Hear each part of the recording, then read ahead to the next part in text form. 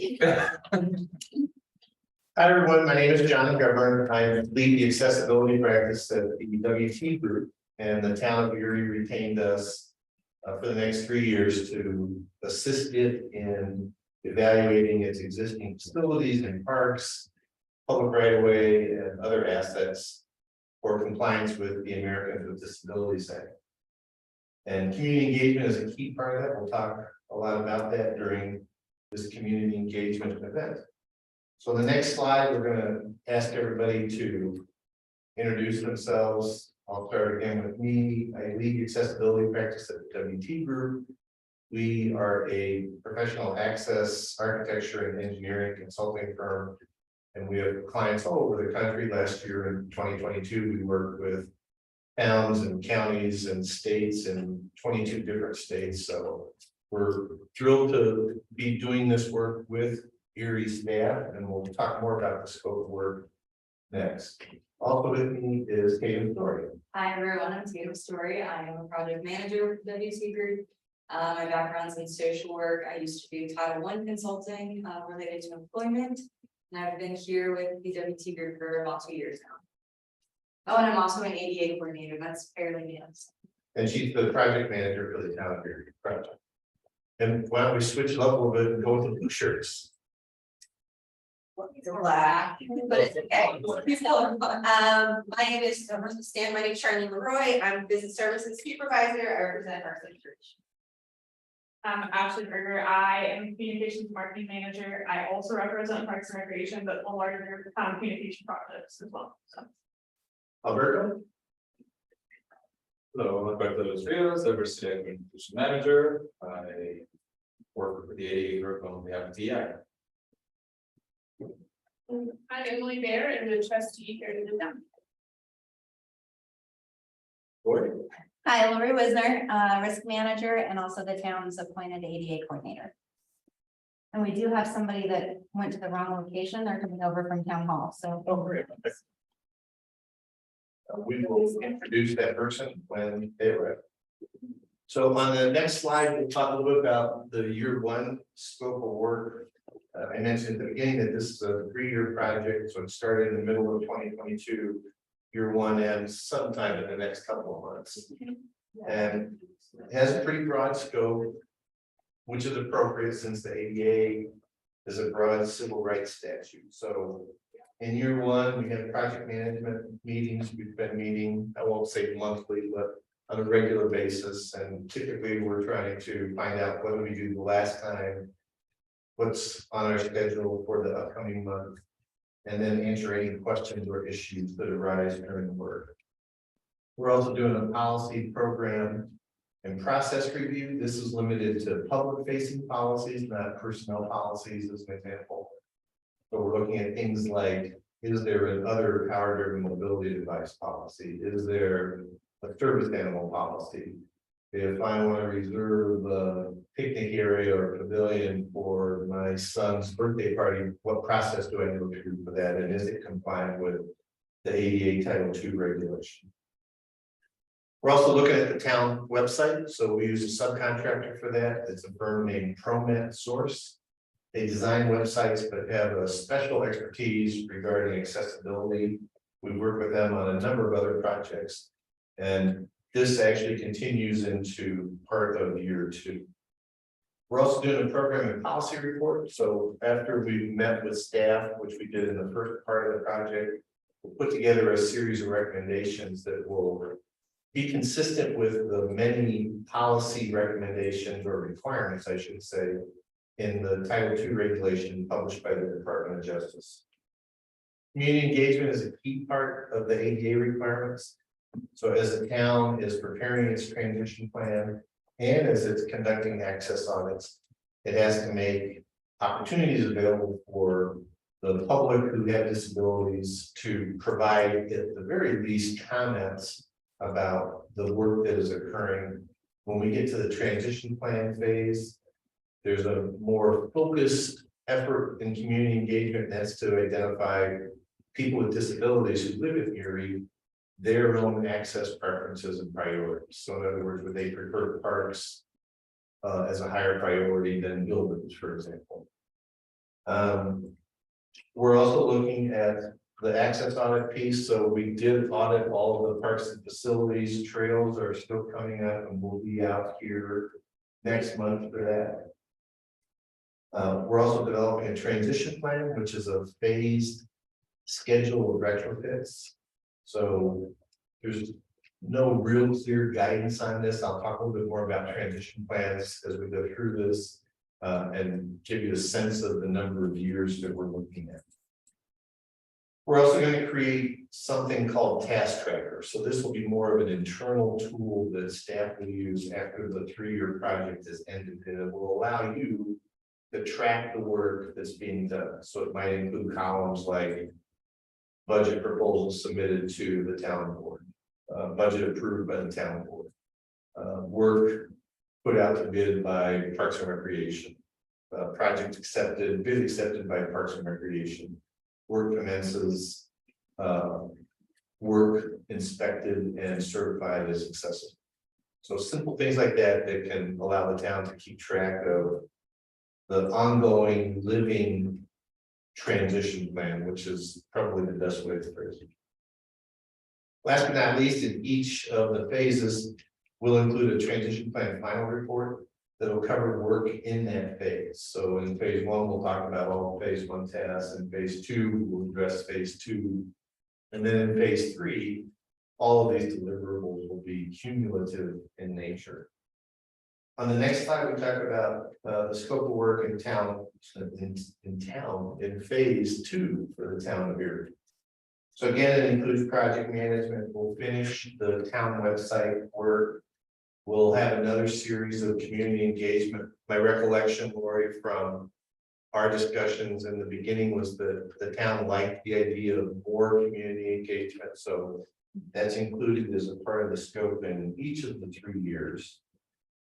In year 2, we'll also start evaluating public right-of-way assets. So that includes sidewalks and curb ramps and to a certain extent, traffic control devices, in particular, stoplights. So that work will begin in the second phase, and we will use a tool called Deep Walk that is an app on your phone.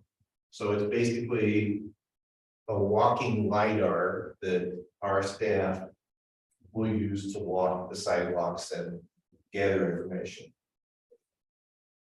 We will also put together a transition plan for the public right-of-way piece, and then develop task tracker as well, so that again, staff can follow the work, and then create a transition plan, final report for the second year. In the next slide, so this is mid-24 to mid-2025. More project management, another round of community engagement, which we are going to supplement with a survey. We talked a little bit about this yesterday, and I should have mentioned it a few minutes ago. Along with these in-person and hybrid remote meetings, we'll also prepare a 12 to 13 question survey that will allow the town to get more feedback. It won't have the benefit necessarily of some of this discussion.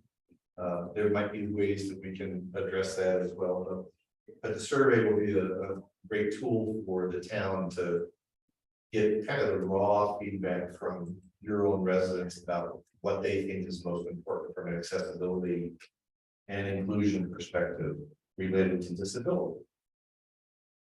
We'll also do, as I mentioned, the cumulative transition plan, so we'll include everything here: parks, facilities, public right-of-way assets.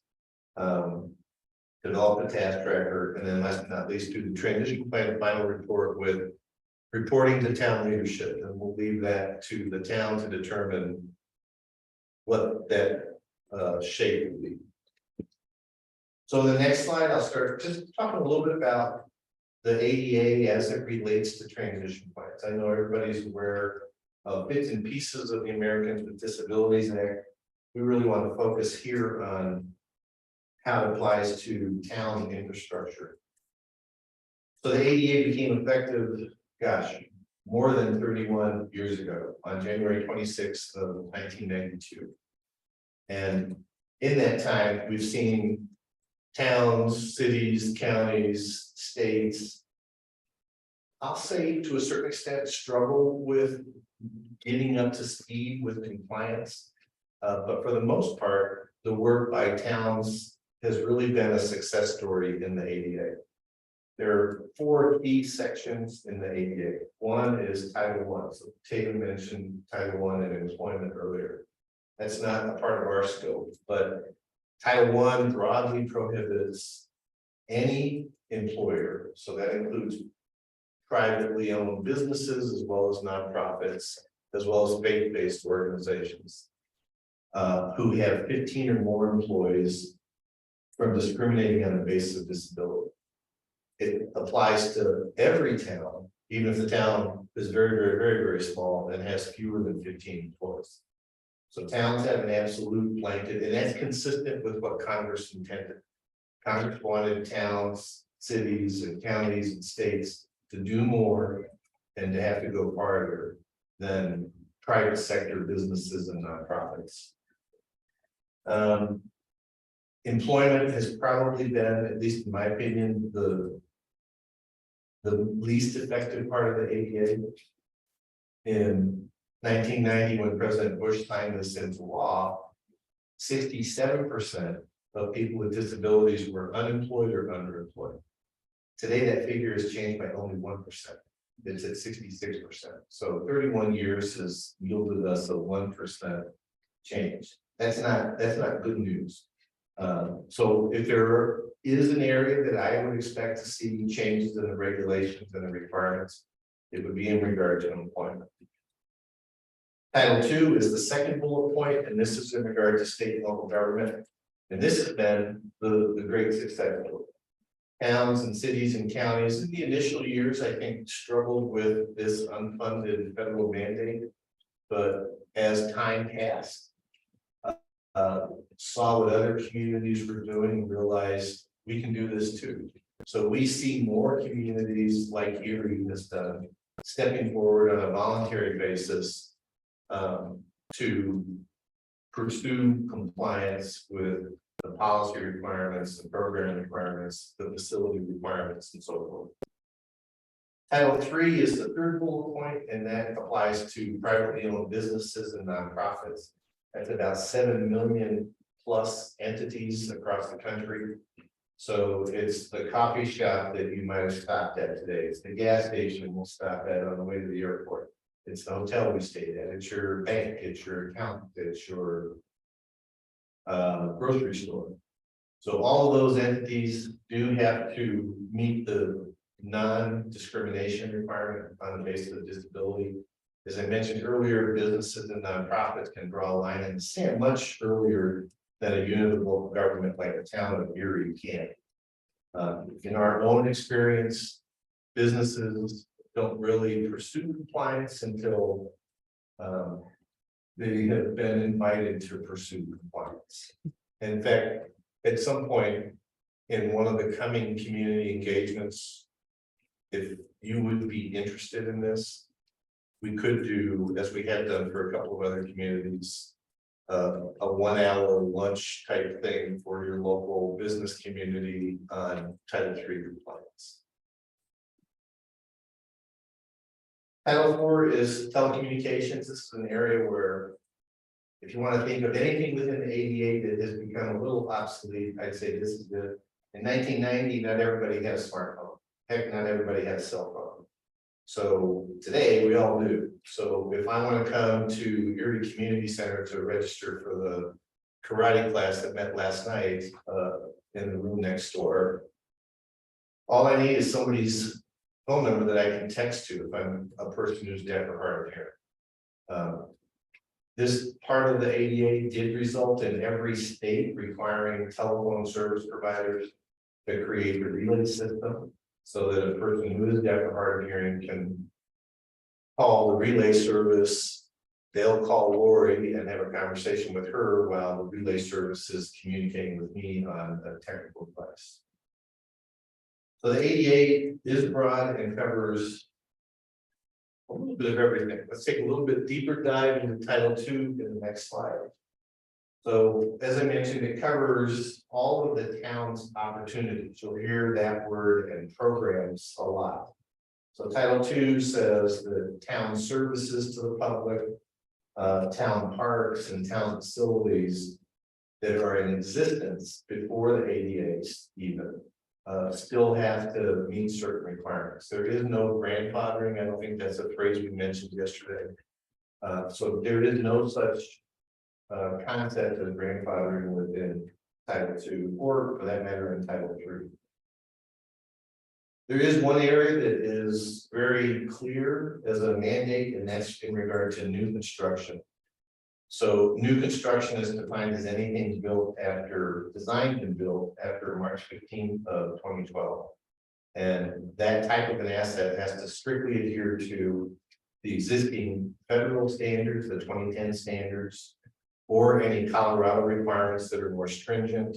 And then we also include in the bottom bullet point, smart practices. So smart practices are things that other units of local government have used to make sites and facilities more accessible. And we have a great example here at the community center. The front door has a power assist button. It's not a requirement. The requirement is that if I'm a person with a mobility device, I can open the door with minimal effort. That's usually defined as 8.5 pounds of force.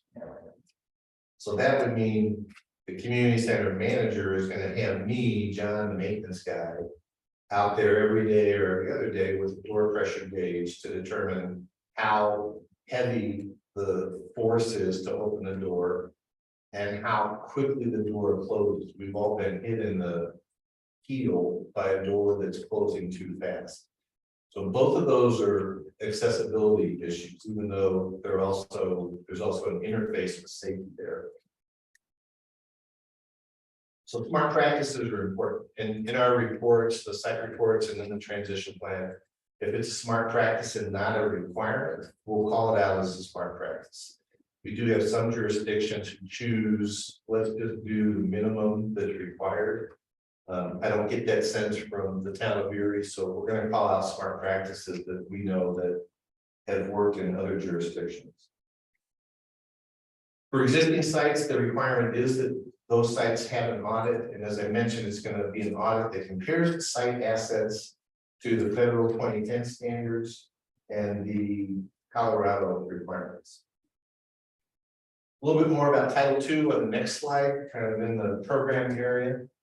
So the town has to make programs available in the most integrated setting. That's defined in a pretty good definition as the setting in which people with and without disabilities interact together. So this has, I think, great potential for staff training events. Staff can be trained about how to facilitate communication and interaction between kids with and without disabilities. I used the karate class again that was in the room adjacent to us last night. That's a leadership effort. That's an initiative that all staff can undertake to make sure that the participant who has a disability isn't alone in the class, that they're able to interact with and participate with others in the class. There's also a mandate in the Title II regulation at section 35.130 that the town must make reasonable modifications to support participation. In the statute and in the regulation, and this will be laid out in our program and policy report for the town. There's a list of about 15 different types of supports, and they range from things that we've all seen, like a sign language interpreter, to just making myself known as a sign language interpreter. That was just my cue to pop in. This is just for access for me today. Is this just for is Lori here? Yeah, that's Oh, me. hi Lori. Hi. So is this just for access then? Yeah, we weren't sure if somebody It's might. totally fine. Is it okay if I wait out there? Yeah, sure. And just somebody shows up, but Absolutely. that was perfect. It was a strange person. Sorry to interrupt. anyway, the list includes in black and white, so it's not a maybe list, it's a shall list. It includes things like sign language interpreters, extra staff training, changing staff ratios so that there are more staff to support persons with disabilities who are in a recreation program, as an example. Removing architectural barriers, changing rules and policies, which usually doesn't cost anything. So a good example of changes to rules and policies might be, I have diabetes. My own form of sugar that I take to increase my blood sugar level, I should be able to bring that into a town facility and not be required to buy candy, chocolate, whatever, from town property. So simple things like that can make a big difference. There are some complex types of supports. There have been, I believe Colorado is a medical marijuana state.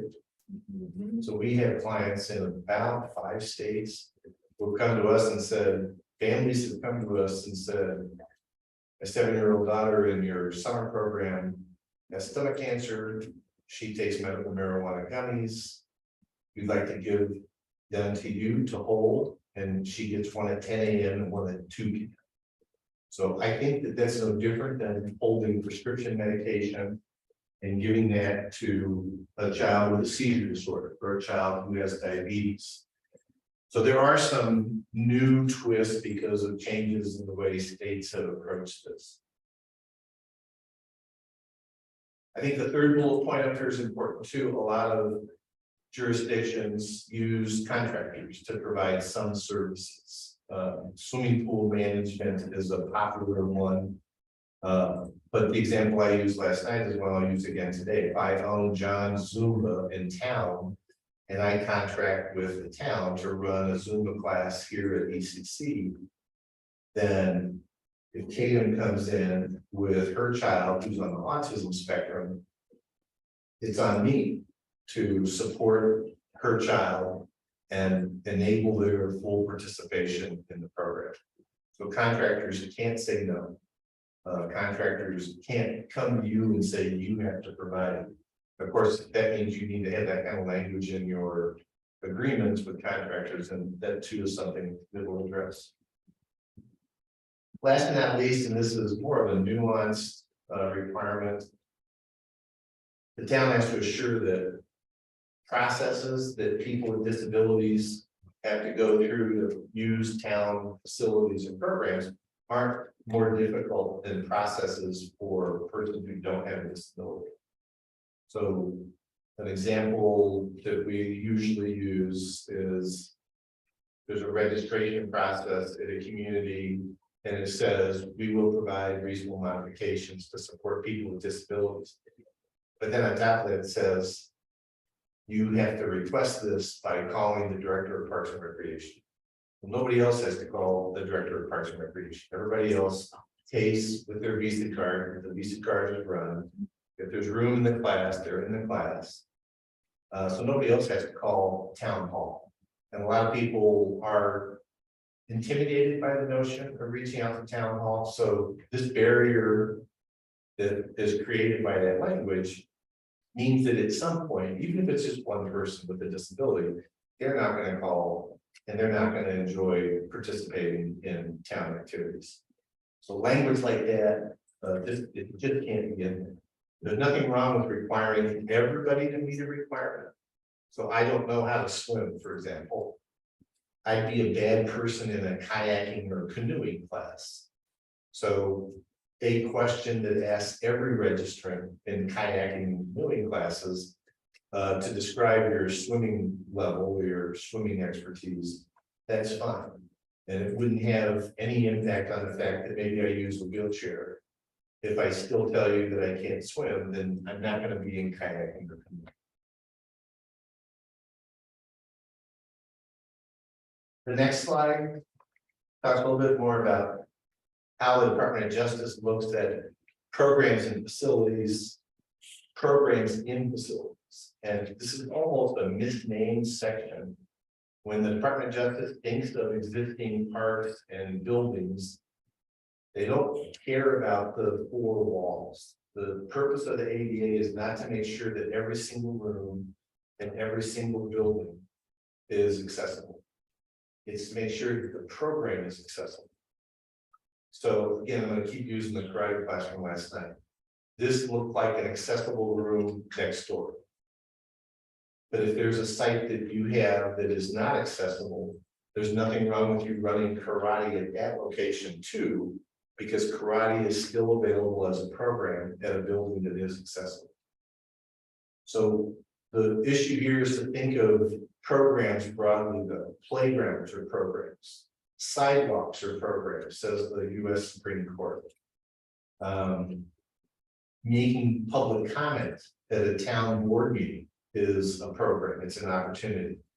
So somehow, some way, there has to be a way for me, if I'm a person who's deaf or hard of hearing, to provide my comment on a timely basis at a town meeting. In the third bullet point, there's what might look like a contradictory statement. The Department of Justice makes it clear that not necessarily every existing site has to be made accessible. But if you understand the concept of program, then this building can be the site where that program is accessible, and another building that's not accessible can host it. We often see in town hall buildings where maybe the elevator is out of service for a day, and it happens to be the day that the town board meets, and the town board meets on the second story. That's an easy solution. That means that night for the town board meeting moves to the ground floor of a building that is accessible. So it's a combination of knowing what your non-architectural options are and being able to clearly identify what the program is. I think this hybrid approach has helped a lot too. I think a lot of us can argue that making town board meetings available on Zoom and allowing public comment by Zoom makes that opportunity accessible. Same for these community engagement events. The Department of Justice is less clear on by what date the town has to make all of the existing barriers compliant. If you call the Department of Justice this afternoon before 3 o'clock their time, I believe, on the East Coast, and ask them by when you have to have all this done, they'll say as soon as is possible. Well, that's just not helpful from a planning perspective. So typically in our work, we will recommend, and again, this is a plan, this is something that the town can interchange with other plans. But we will recommend somewhere between a 9-year and a 14 or 15-year transition plan, especially since this is going to include all of the public right of way assets, parks, and facilities. We would also encourage you to blend this with the capital improvement plan. You may have a project already in the CIP schedule for 2025. There's no sense in us saying, hey, make it a 2024 project. Flip it and put it into 2024. If there's a town master plan, do the same thing. Build this into all the plans that you have, including the simple things like, I just made that sound too easy. There's no such thing as a simple parking lot resurfacing schedule or playground replacement schedule. But take advantage of all of the hard work that town staff have put into developing these other plans and blend the transition plan work with that. The next slide just talks about why audit facilities, and obviously there is an answer, and it is well because we're required to do so. Section 35.105 in Title II says you have to evaluate all of your existing sites and facilities. But really, the bottom bullet point is the best answer. The town doesn't want people with disabilities to not be able to enjoy the programs and parks and facilities that people who don't have a disability enjoy. So this is just the right thing to do.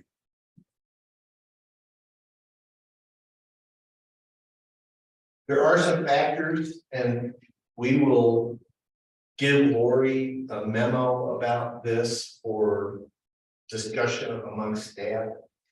There are the factors that you can consider in organizing the transition plan, but first I should talk a little bit about our process. And Hayden, I'm gonna ask you to talk about our process. So can you come up and do Sure. that? Okay, so our audit process, John mentioned that we did do some of the audits already. We've audited all of the parks at this point. Our audit process consists of smartphone. These are our tools of smartphone. 2-foot smart level. Door gauge and a tape measure. So when we go to a park or a facility, we look at every single element. We leave no stone unturned, from parking to the route, to the play area, to the sports fields, to the dugouts, to everything. We audited this building and we looked at this room, we looked at the sink, we looked at the closet, the kitchen, the door, everything. The process in terms of how that becomes a report is that we use our phone to take an up-close photo of the deficit as well as a reference photo. We write in there, you know, if it's the door and the door's too heavy, door 10 pounds of force at Mitchell Room. And then it goes to our report, and our report has the citation that it's referring to as well as a recommendation. So for that, it would be maintain or train staff to maintain doors regularly to not exceed 8.5% or no 5% pounds of force. So we do that for every park and every facility that we audit, and then we go home and clean up the reports and prepare them, and then each site or park gets its own report, and then we take all of the findings that exist, and that is what becomes our transition plan. And we do use checklists. I don't want to make it sound like this is rocket science, but we know brain surgeons use checklists. We know that Nancy uses checklists, so we use checklists too. A word about the 2-foot digital level. Most towns that we know of use a 4-foot digital level, and that's great. It has multiple functions, in particular for public works staff. But if somebody ever files a complaint, their expert or the Department of Justice is going to come out with a 2-foot digital level. A 4-foot level is more forgiving of slopes. So DOJ recommends the use of a 2-foot level. That doesn't mean you have to throw away your 4-foot levels, you can keep them. But when it gets down to the final check on work at a site, have a 2-foot digital level in the truck. Yeah, the 4-foot I think would be tricky to use in terms of space. A lot of times where we're measuring isn't even 4 feet, so you just wanna make sure that you got good space and a 2-foot level is and great. That's perfect. Yeah. So a little bit about the transition plan and the factors. Again, the transition plan is intended to help you make the programs that the town offers accessible. Dispersion is a key. So no matter where I live in Erie, I should have access to, I'll use parks as an example, an accessible park or accessible park elements. DOJ does have some good guidance on unique sites. If there's a one of a type site like town hall, then it's going to have a higher priority for retrofits. If there are recurring assets, I use playgrounds as an example most often. So if there's a town that has 9 playgrounds, do you think that making one playground, Emily, is the right approach? Making one playground accessible, is that enough? Do you think all 9 need to be made accessible? In a perfect world, yeah. So ideally, over Yeah. time, yes. So we recommend the town start with a minimum of 1 of 3 of recurring assets. And that allows you to catch up when you replace a playground in 2027. That's going to now become the 4th of 9 and so forth. We know this approach works. DOJ has accepted it in 3 disputes that we've been involved in. Federal district courts in 3 states have accepted it. Department of Interior has accepted it. And state enforcement agencies in 2 states have accepted it. So we think it's a good, fair approach. On the next couple of slides, actually, I think the next 3 slides, I'm going to talk about the factors that jurisdictions have used. There's no right or wrong approach here. So I would kind of ask you to listen to these, and if any of these resonate with you, we can talk about those in more detail. So one is the severity of the barrier. I mentioned public right of way. If there's a sidewalk on the west side of the street, but there's no sidewalk on the right side of the street, the east side of the street, and I buy a house on the east side of the street, and I use a mobility device, that's a problem. That's a severe barrier, because grass and dirt are never accessible surfaces. So I'm stuck if I want to navigate through the neighborhood, pushing myself in my wheelchair in the street.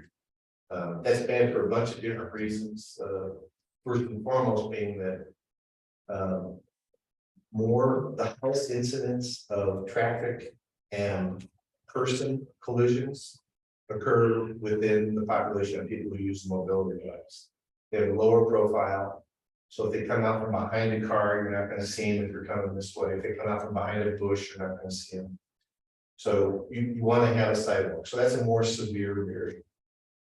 The flip side of that is low hanging fruit.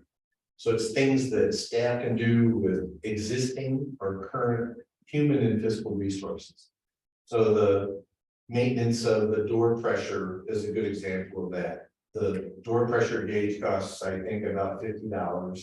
It's not an expensive tool. Even I can use it. So it's not a complex tool. And that's a good way for staff to get an early win with regard to accessibility. The third bullet point is something that we've seen more and more jurisdictions choose as a factor, and that's that the highest use sites should be a higher priority than the sites that are least frequently used. So here, the park here, this site would be a good example of that. And we've asked staff if they can identify for us maybe the top 3 or top 5 sites as far as usage. The fourth bullet point is also important. Title I, again, addresses how the town treats employees who acquire a disability or have a disability. So a factor that has come up a lot is we, the town, would prefer to make a higher priority retrofits to public spaces as opposed to retrofits to employee spaces. That doesn't mean that you're not going to make retrofits to employee spaces. You certainly are if somebody's involved in an accident or requires a health condition. The next slide talks about recency of construction. I talked earlier about the requirement that new construction and design must fully meet the existing standards. So if there's a site that was developed post March 15, 2012, and for whatever reason it doesn't meet the requirements, maybe the grab bars in the restroom are too high, or maybe the playground surface is not maintained appropriately, so it's not as accessible as it should be. And that's a problem because new construction must be accessible.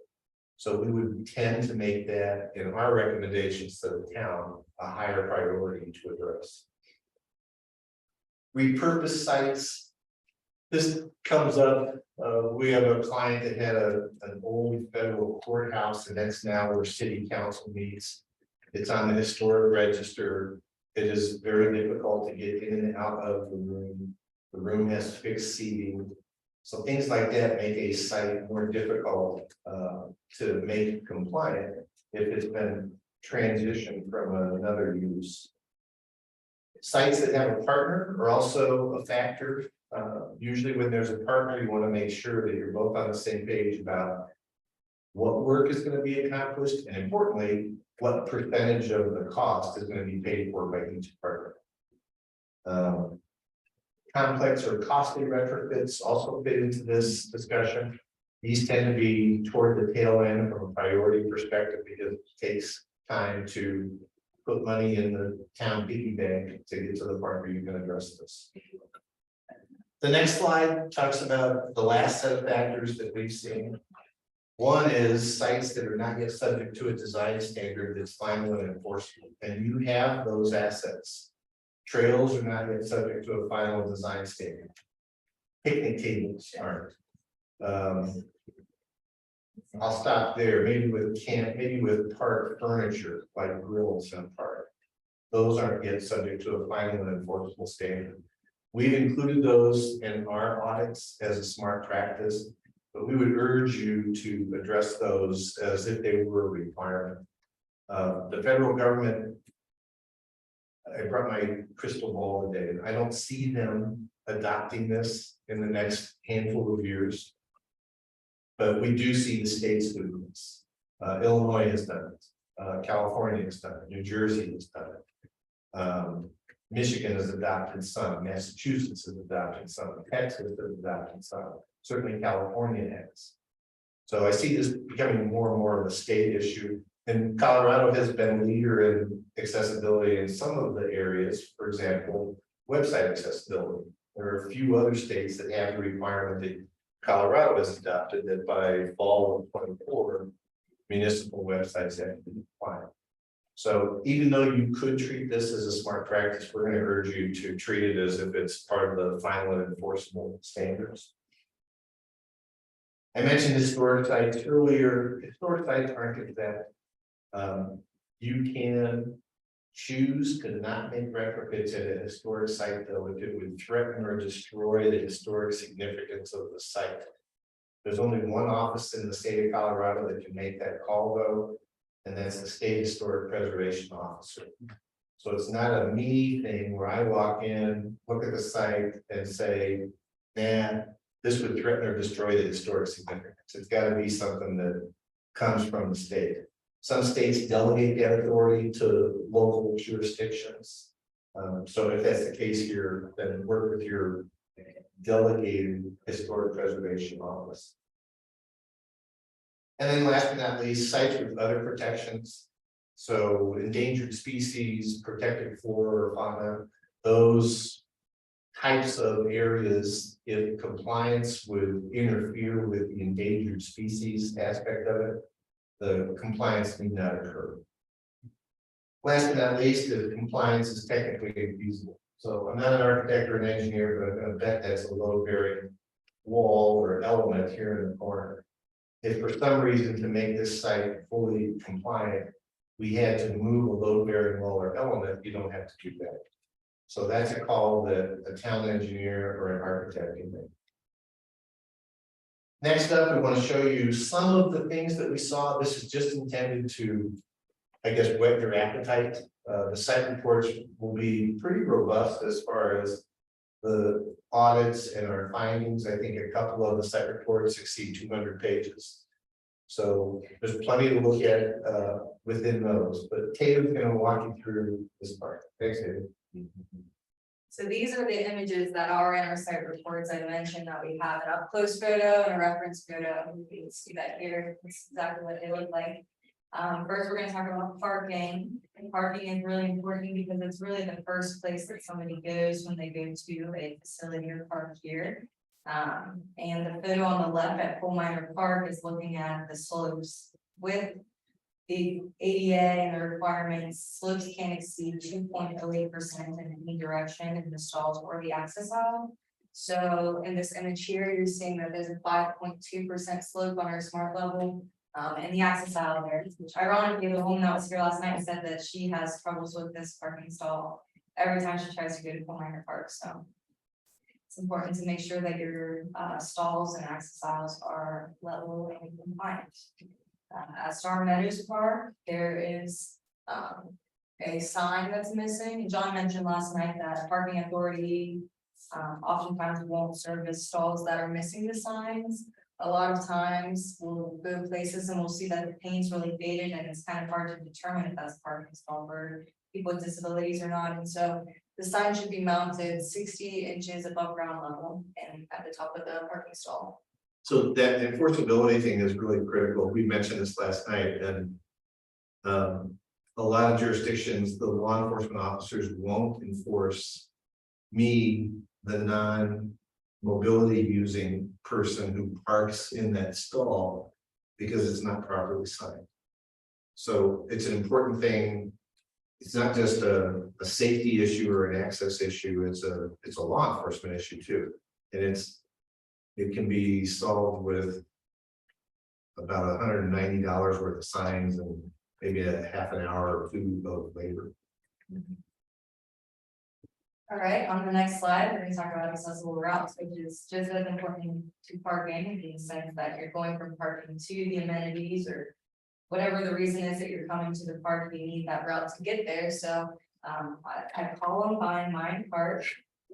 There is a change in level on the route to the bleachers, changes in levels can't exceed 0.25 inches.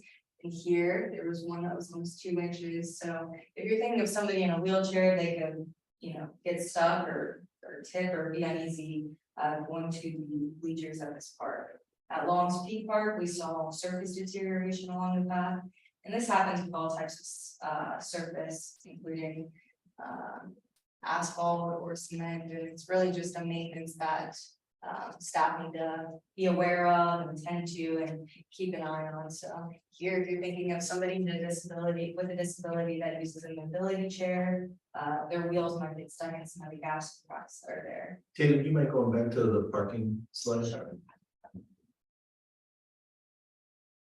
So I won't ask anybody to embarrass themselves by telling me you've been to McDonald's lately, but. The next time you drive by a McDonald's, just cruise through the parking lot and see how corporate McDonald's has decided to treat accessible parking. They make the accessible parking out of concrete, not asphalt. So it's less likely to fluctuate with changes in temperature. Sure, the concrete costs a couple bucks more, and then the rest of the lot can be asphalt. But the concrete is easier to get to cure the right slope. So that's a technique that certainly the town could apply as it tries to address this. Yeah, they're both, I don't know, both concrete and asphalt have their pros and cons. With asphalt, I feel like you get a lot of gaps and cracks and deterioration. The concrete is more of, like the slabs will kind of separate a little bit, so you just gotta keep an eye and maintain and. There's no perfect surface. Never expect they all work hard. No, we can go to the next question. Looking at park elements, yep, okay, so at Country Field Park, there was a drinking fountain there. Drinking fountains require 2 bowls with a bowl for a standing person and a bowl for a wheelchair. The wheelchair bowl should have 27 inches minimum from the ground to the lowest part of the bowl for knee clearance. And then the spigot itself should be 36 inches max from the ground. So here at this park, you can see that it was about 21.25 knee clearance. So somebody in a wheelchair probably couldn't fit under it. At Clayton Park, there was a dog dispenser bag that was mounted 50 inches from the ground. Max reach range for all operable parts inside or outside should be 48 inches maximum, 15 inches minimum. So yesterday I used the example of the coat hooks behind Lori. I don't know if those are 48 inches from the ground, but they look a little high to me. That's something that would be an operable part. And it doesn't necessarily mean that you need to rip that off the wall and hang it lower. You could also just get a hook and mount it lower. There needs to be at least one opportunity for somebody with a disability to reach a good rack. Okay, next slide. We've got play areas. This is the big one, and we will say that in terms of all the jobs that I've had, Erie did have some good assets at their playgrounds, and we do this park grade kind of analysis for playgrounds, and they passed in a lot of ways. So pat yourself on the back for that. We don't typically see playgrounds in as good of condition as we did here, but so designated entries, which is something like here. They're technically a smart practice right now by the ADA, but if you have a designated entry like this, it needs to have the accessibility requirements that are required by the ADA, which means that this one would need to be 60 inches in width, and it's only 49 inches.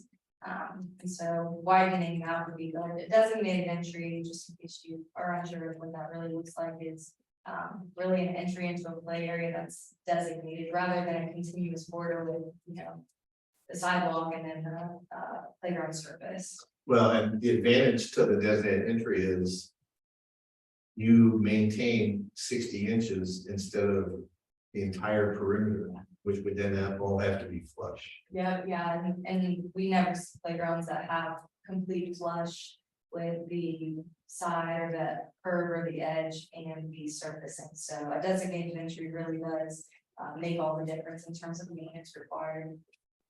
And then at Resilience Park, we saw a transfer platform that was mounted too low. So transfer platforms are the platform that somebody in a mobility device would pull up to at a parallel approach and transfer onto. They should be mounted 11 to 18 inches from the ground, and so this one was just a bit too low. But would be fine if raised just a few inches. Next. Restrooms, so portable restrooms are a beast within themselves, because a lot of times it's a design that you don't necessarily have complete control over. It's more contacting your vendor and asking for an absolute accessible stall. At Columbine Mine Park, we saw a toilet paper dispenser that was projecting. It was projecting about 7.25 inches from the wall. In general, this is similar to that operable parts type requirement. Elements can't project greater than 4 inches between 27 and 80 inches on a wall or on an accessible route. So the issue here was that this was in between 27 and 80 inches, and it projected 7.5 inches. This also includes push bars on doors. So a lot of times those push bars will be projecting out a little bit. As long as they're 4 inches minimum or maximum to the door, then you're good. And then also at this same exact portable toilet, it was placed on a platform that had a 3.8% slope. Because this is an entryway into the door, the slope can't be greater than 2.08% in any direction.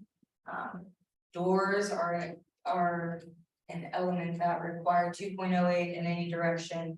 Cross slopes in terms of accessible routes can be 2.08, but they can be running 5% max. So kind of a little tricky and confusing, but if it's within a door, it needs to be 2.08 in any direction. Tatum, can I make a comment about portable toilets? When the town has events, do you bring portable toilets in and then take them out? You know, we contract with the company. And then same for seasonal use, I'm assuming you take them out during the winter. So this is kind of a tricky definition, but think of every subdivision housing sales office, the trailer that's set up, what does it have? It has a ramp, right? Because it's considered as new construction. So every time you bring in a new or old portable toilet, it could be the same one, you've had the same site for the last 10 years. Every time you bring it in and reinstall it, it's considered new. So that triggers the new requirement. So it's important, there are only 7 companies that make portable toilets. So it's important to kind of push them to make sure they're giving you the ones that have the most compliant features. Yeah, and we talked about it a little bit last night, but a lot of times they'll say that they're accessible, but they actually fail the standards. Even in terms of the size of the stall, it's just too small. And so figuring out what an accessible portable toilet looks like, what you can do by the site reports, and really requesting those accessible toilets that would be essential for special events or anything like that. And then the next one. Continuing with restrooms. Grab bars in general need to be mounted 36 inches to the top of the grab bar. So here at Prescott Park, you're seeing that they were mounted 37.25, just a little bit high. This is like a low hanging fruit type of fix. Typically, it's contacting the maintenance and asking them to lower the bars and making sure that they're all low in all of the parks and facilities. And then at Erie Community Center, it's another operable part that was mounted too high here. So the syringe drop is at 61.25. It should be max at 48 inches from the ground. So again, it's an easy and quick fix. Typically, we refer to them as low hanging fruit. So just a quick thing about grab bars too, an easy way to address this going forward is to never specify 36 inches. The range is 33 to 36. So pick 34 inches, and that way your contractor doesn't have to think too hard when they are installing it. And they've got an inch either way that they can place it wrong. But if you tell them 36 and they center it at 36, which I think is what happened here, then it's automatically a fit.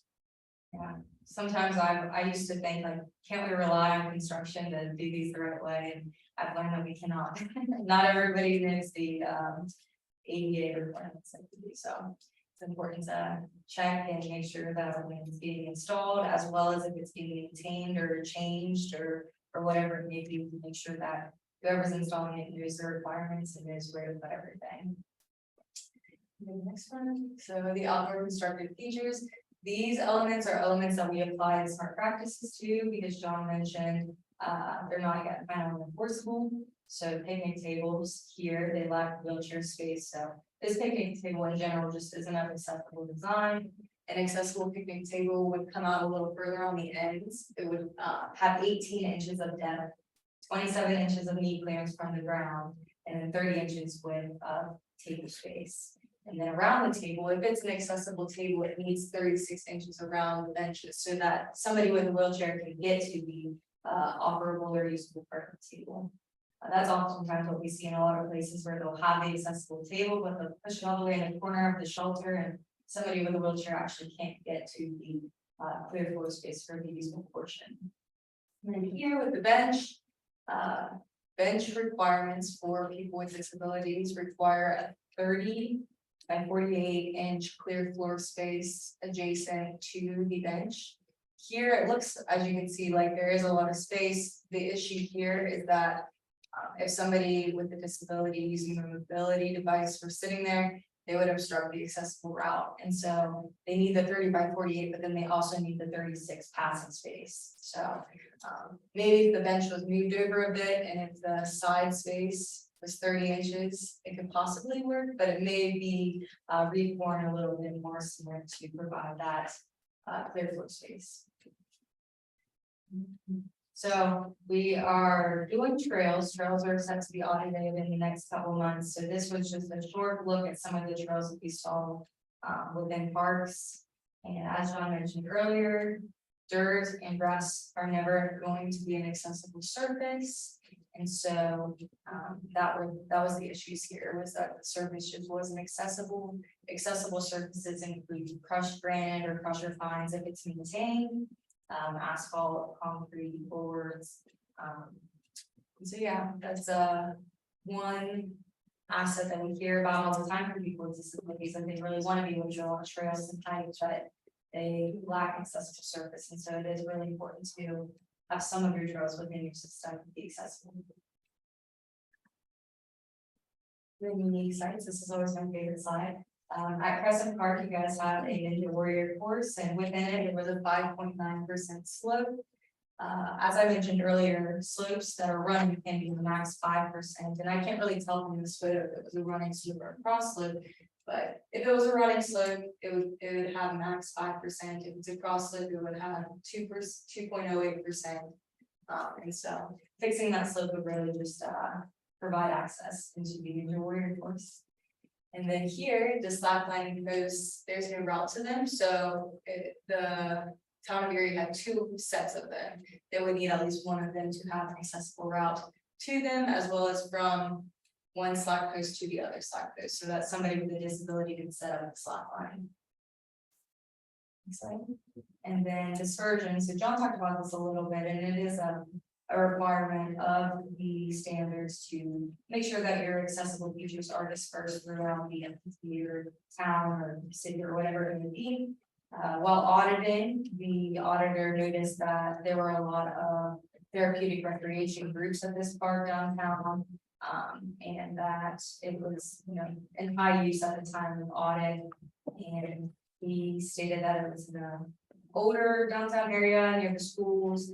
But there were a lot of issues, like the playground was old, there wasn't an accessible route, there were issues with the accessible route when it was there. And so this is just kind of an instance where you can kind of think about dispersion and how that might look for the volume of people that go to your parks.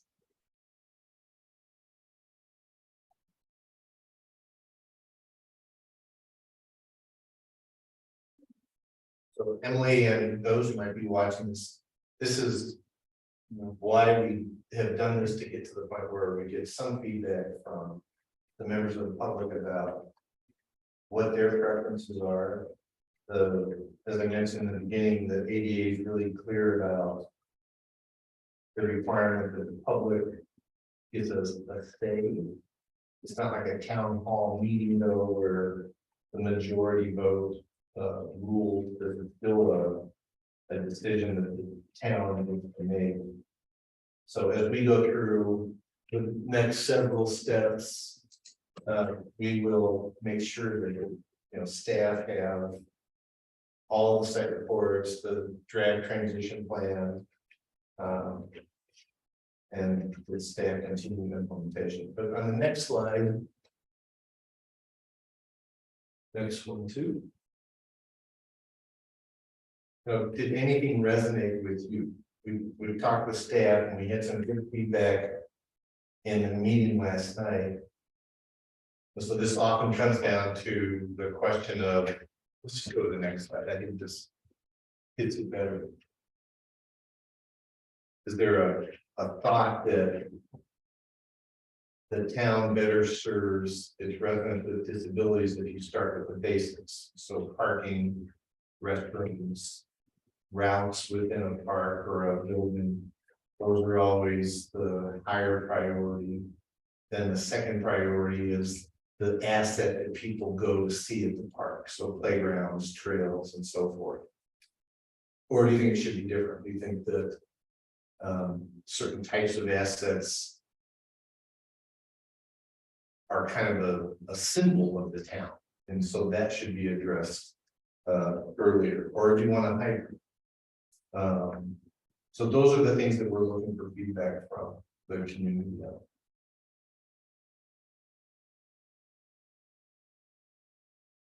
Meeting the community. It's so interesting to listen to your whole presentation and think about, how do you prioritize, from your slides, there's so many areas that we need to address, and how do you prioritize that? And I mean, just looking at it, I would think access is so important to be able to get to the place, but then maybe we should take the approach of focusing on one area and then getting that product to speed and then going to the next part or the next community, so that there are places where people can use while we're getting the rest of the town to. So to a certain extent, that's at the bottom of this, and we heard a little bit of support for that last night. Don't leave this park until the playground, the parking, the constructed restaurant, sports field, whatever else is there is acceptable. And then go to the next park and do the same thing there, and then go to the next park and do the same thing there. As opposed to making this playground accessible here, making that sports field accessible, that picnic pavilion accessible, and so forth. So like I said at the very beginning, there's no right or wrong approach here. And the town will still have me, a John, moving in, who says, hey, the park that's right next to where I moved, I know it's not on your calendar until 2029, but could you make it a 2025 site? So, and you already do that. You flex your CIP, I'm sure, when you get individual requests as well. So this is similar to that. This is also where advertising is really important for town. So if you're going to disperse all of your accessible features, you want to make sure that you're advertising that in the accessible play areas at community park, or whatever it may be.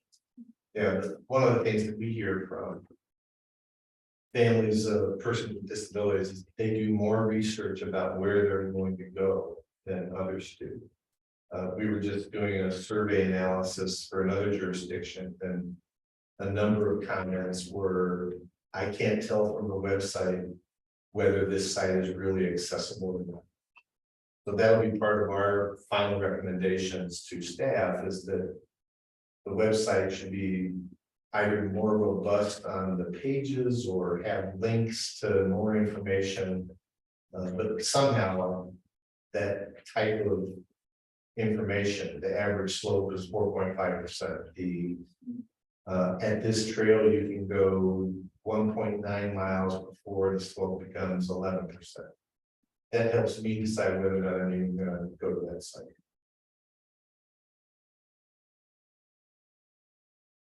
We did talk about a survey. This presentation is something that we could, Lori. First of all, abbreviate my ad libs, but maybe include it as a link at the beginning. And you can't take the survey unless you listen to the 15-minute presentation. So we're going to kick around a couple of different options and see how that might look. And then, you know, we would suggest for you, unless you choose not to do it, to do the survey in both English and Spanish. Will do. Okay. What was the timing on that survey? 2024, 2025. Well, I think I'd rather see it after we do all of the trails. So I'm thinking late 23 to maybe early 24. Then we're gonna have public right of way assets. We didn't talk about that, and I should address that from a priority perspective. This is the only part of the ADA where you're told the order that you have to follow.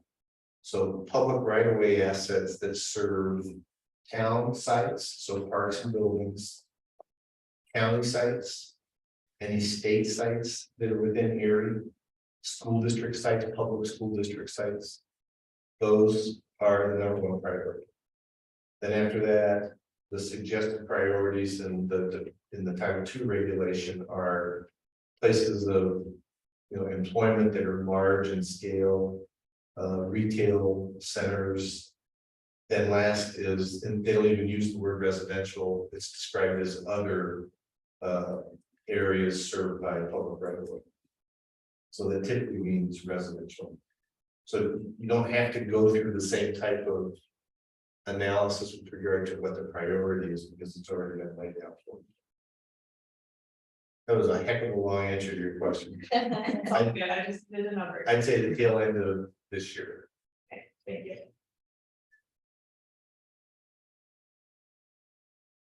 Any other comments or questions?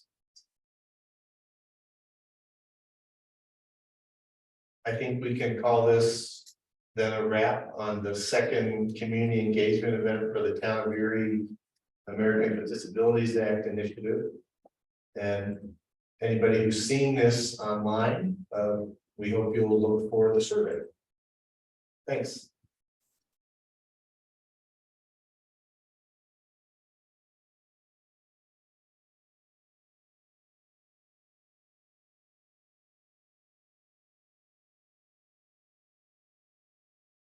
Emily, I want to call you Michelle. I don't know why. We don't even rush.